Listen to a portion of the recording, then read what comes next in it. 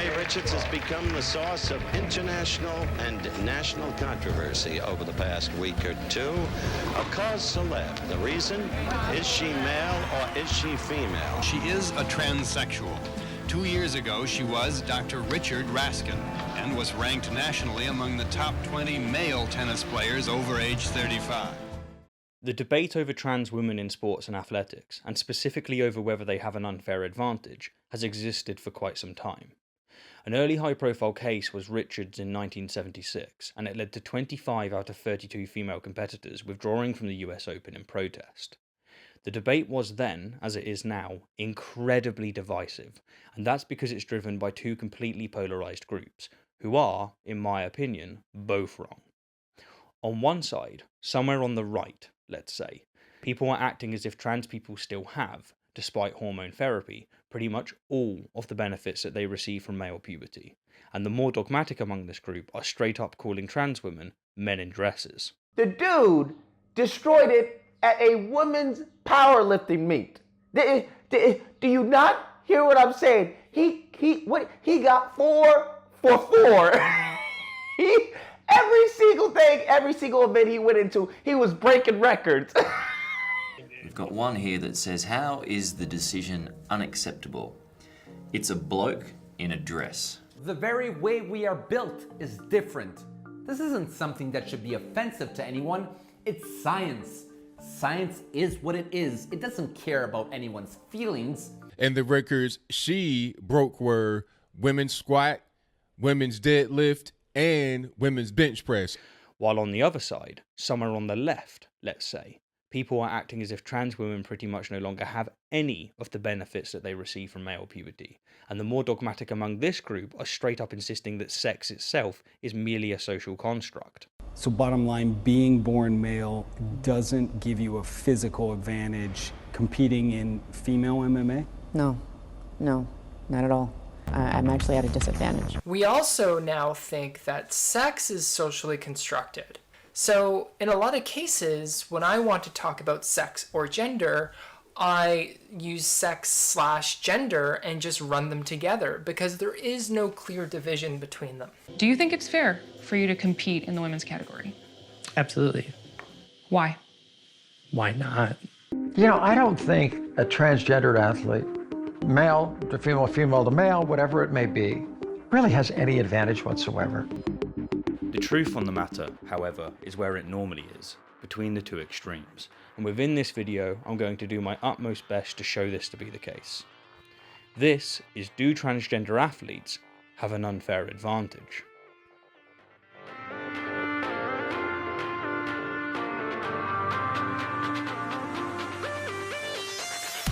In his recent video on transgender athletes, Noel Plum spoke at length about Oscar Pistorius, and I'm going to do the same.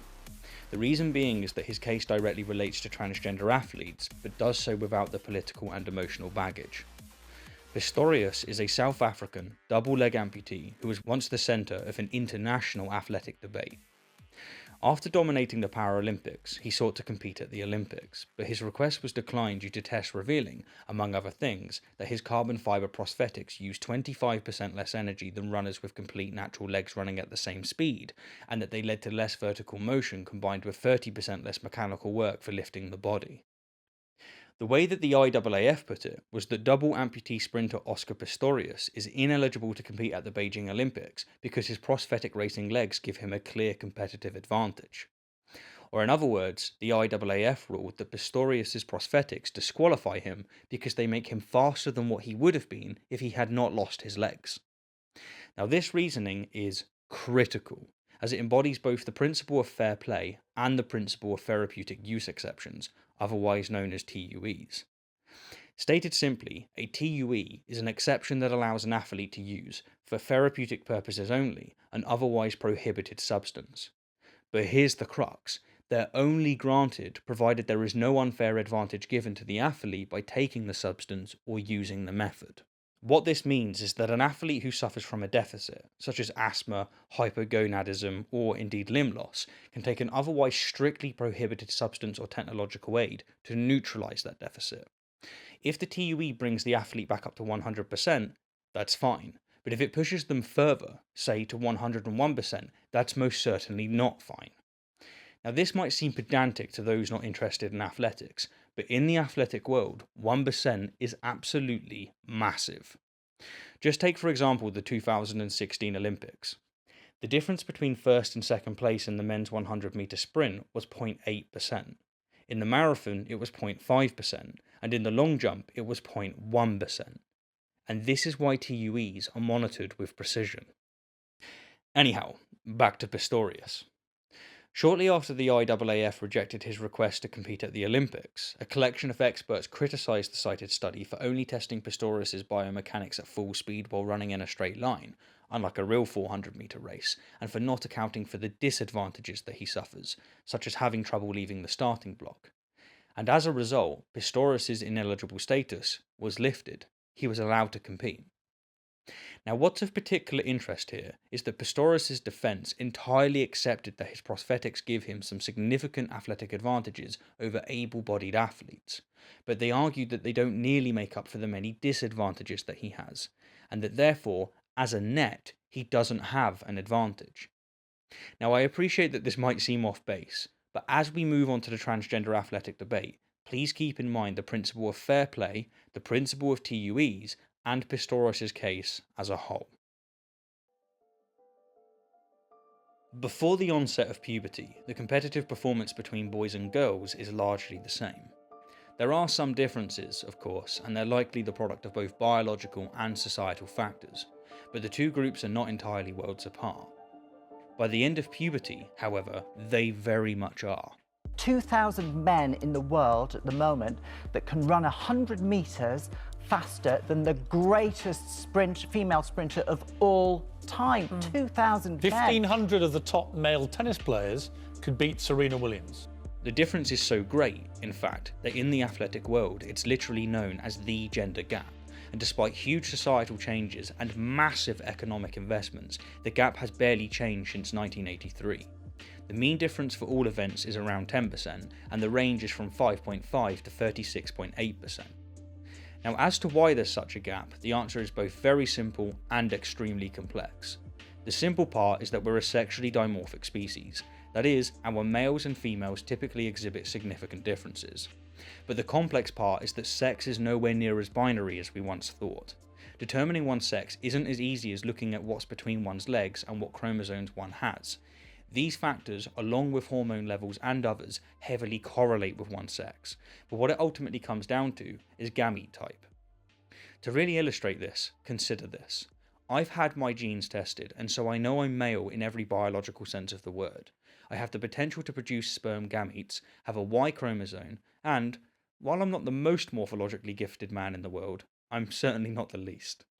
But if I had complete androgen insensitivity syndrome, all of my most prominent features, including my genitalia and body, would be female, and without scientific advancements to show otherwise, you and I would mistake me as one. I was born with androgen insensitivity syndrome. What this means is that my body is female, but it's atypical. For example, my chromosomes are XY, when most women have XX.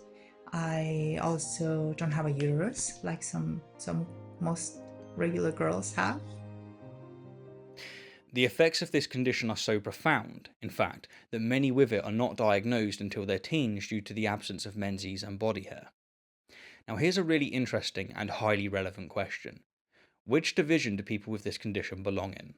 The men's category or the women's? And more importantly, why? You see, I absolutely understand why we have, and still do, categorise sports based upon sex, as it's simply the case that the vast majority of males have significant athletic advantages over females. But strictly speaking, it's not due to their sex, it's due to factors that heavily correlate with their sex, such as height, width, heart size, lung size, bone density, muscle mass, muscle fibre type, hemoglobin, and so on. Or in other words, sports are not segregated due to chromosomes, they're segregated due to morphology. Now as it turns out, it's hormone levels, and specifically male puberty, that is the primary cause of such differences.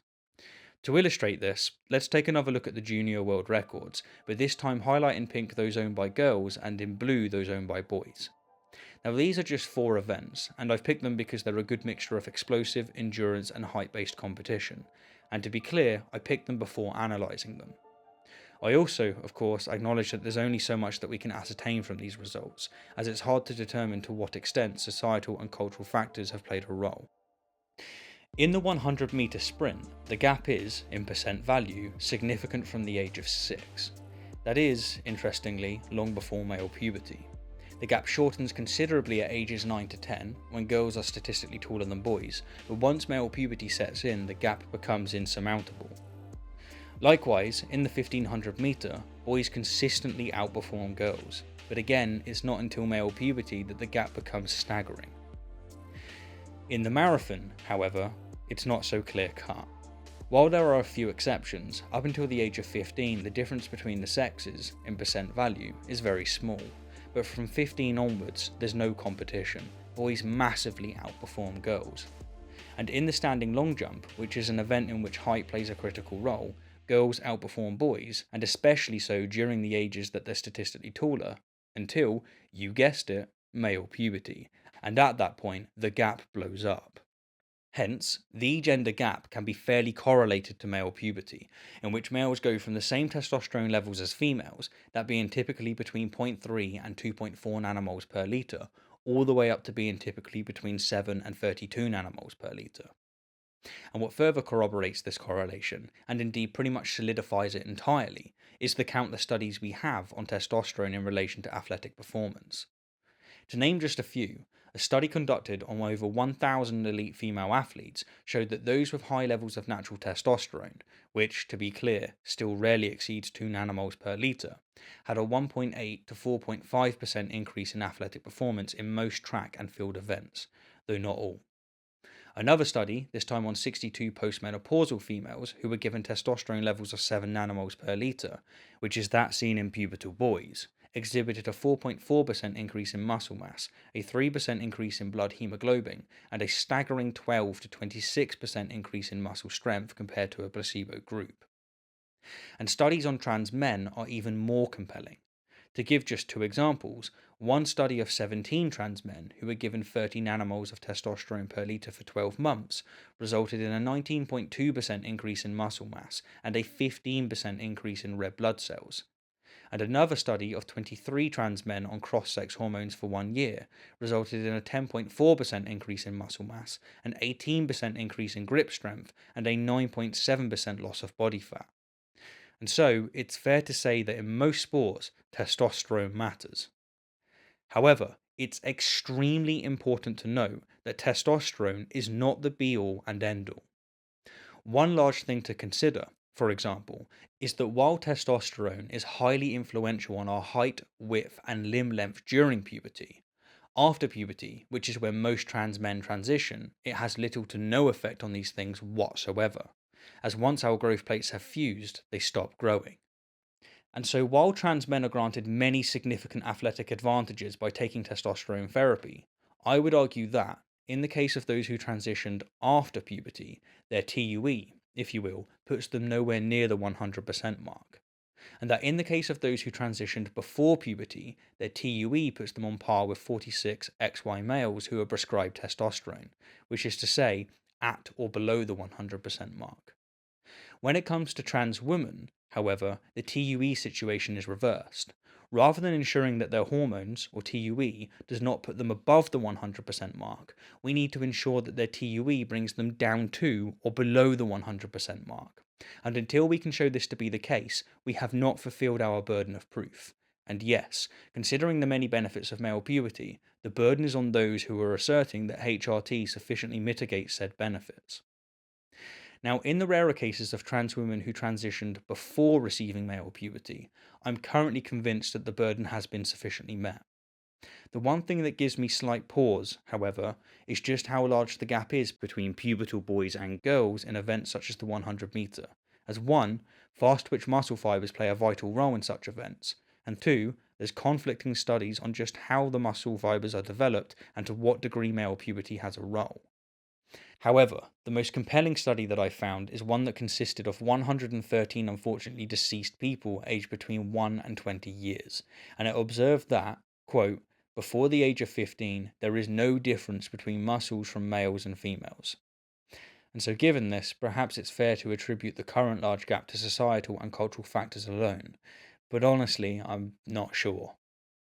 But when it comes to the burden of proof in reference to whether or not trans women who transitioned after male puberty have an unfair advantage, I think that it depends on the sport.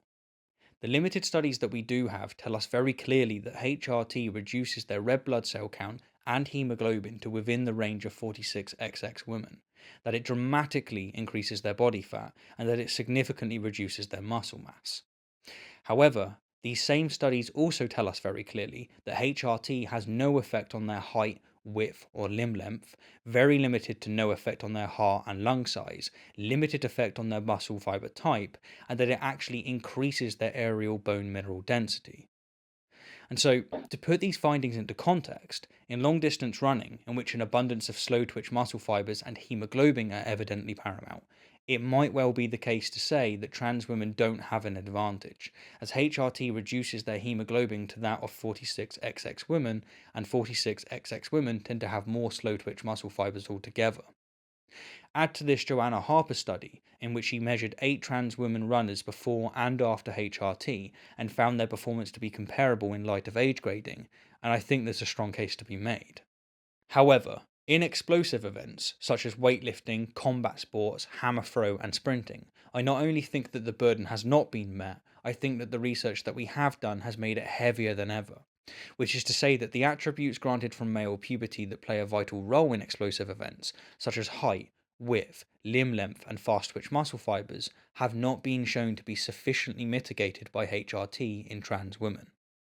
Or to put this more bluntly, I think there's a good reason as to why we're seeing trans women who have experienced male puberty doing so well in weightlifting and other explosive events. Their TUE is, in the majority of cases, well above the 100% mark. So this powerlifter, Mary Gregory, put up a post on Instagram that she won 9 out of 9 events, meaning she got 3 white lights on all 3 lifts, setting a new Masters World Record squat, a open bench press world record, and a Masters World Deadlift record. And this was in the 100% raw powerlifting federation. So in contrast to the last story that we talked about, that was In conclusion, and to reiterate more clearly my current views, and it's important to stress, by the way, that these are just my views. I'm not a biologist, physiologist, or statistician, though I have had people check this video who are. My answer to the question, do trans men have an unfair athletic advantage, is no, I do not think they do. In fact, I think they're typically at a massive disadvantage. While testosterone has significantly increased their athletic performance and dramatically altered their body, their TUE either hasn't brought them anywhere close to the 100% mark, as is the case with those who transitioned after their growth plates fused, or they're equal, as is the case with those who transitioned before their growth plates fused. My answer to the question, do trans women who have not experienced male puberty have an unfair athletic advantage, is no, I don't think so. From my reading of the scientific literature, it seems that all of the primary athletic advantages enjoyed by typical males are directly related to hormone levels and male puberty. I might be wrong, of course, but that's my current perspective. In other words, their TUE keeps them at or below the 100% mark. And my answer to the more controversial question, do trans women who have experienced male puberty have an unfair athletic advantage, is it depends on the sport. In some events, such as long distance running, in which hemoglobin and slow twitch muscle fibers are vital, I think there's a strong argument to say, no, they don't have an unfair advantage, as the primary attributes are sufficiently mitigated. But in most events, and especially those in which height, width, hip size, limb length, muscle mass, and muscle fiber type are the primary attributes, such as weightlifting, sprinting, hammer throw, javelin, netball, boxing, karate, basketball, rugby, judo, rowing, hockey, and many more, my answer is yes, most do have an unfair advantage. There are exceptions, of course, just as there are exceptions to everything, but far more often than not, their TUE in such events does not bring them down to anywhere near the 100% mark. Now, considering my recent kerfuffle, I think it's worth adding the following clarifying statement. I am not opposed to trans women who have experienced male puberty competing in the female category of some events because they're trans. I am opposed because the attributes which are granted from male puberty that play a vital role in some events have not been shown to be sufficiently mitigated by HRT. It's not about whether or not they're women, it's about whether or not fair play has been maintained. Do I make myself clear? Thank you. And finally, my answer to the question, are the current Olympic rules fair, of 1, identifying as a woman, and 2, having less than 10 nanomoles of testosterone per litre, is no, definitely not. And I'm flabbergasted that a respected committee ever ruled that it is. Anyhow, for what it's worth, that's my views on this controversial subject. Now, I'm fairly certain at this point that I've adequately disenfranchised myself from the far corners of all on this debate. But do you know what? That's a good thing. As always, thank you kindly for the view, and an extra special thank you to my wonderful patrons and those of you who have supported the channel via other means. It is explicitly because of you that I am able to voice my views on controversial topics without fear of being demonetized or deplatformed. Thank you.